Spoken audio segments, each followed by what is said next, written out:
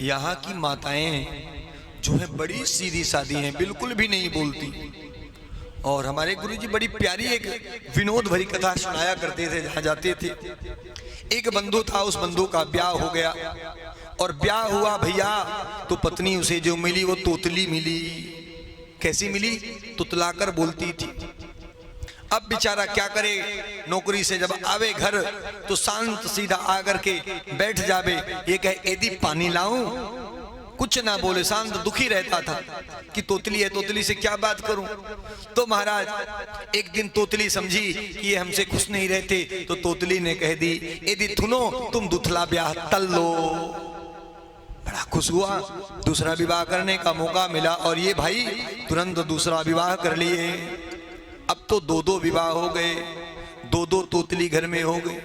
अब ये जो थी ये तोतली नहीं थी, लेकिन एक दिन ये अपने पतिदेव के साथ सायंकाल किट्टी पार्टी में जा रही थी, तो स्कूटर था उसके पास।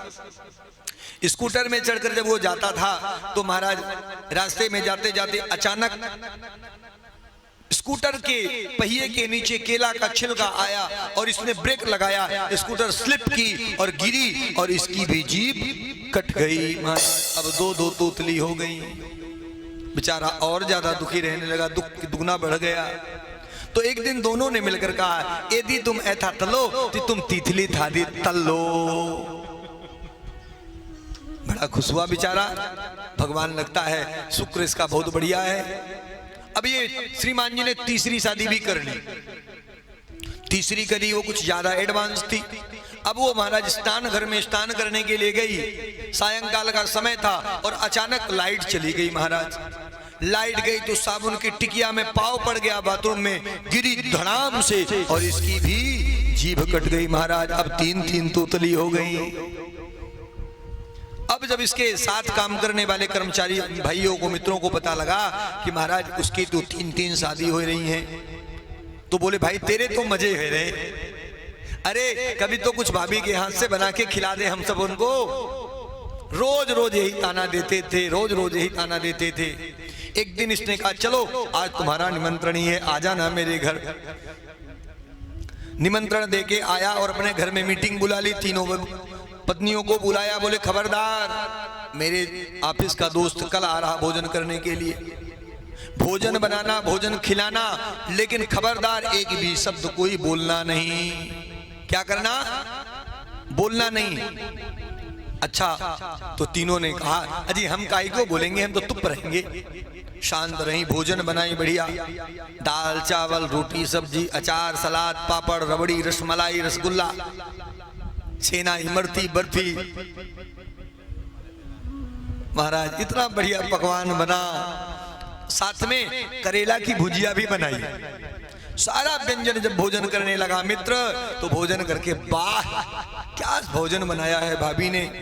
और इन माताओं की आदत होती है कि भोजन बनाती हैं और रसोई से कान लगाकर सुनती रहती हैं कि भोजन करने वाला कह क्या रहा है।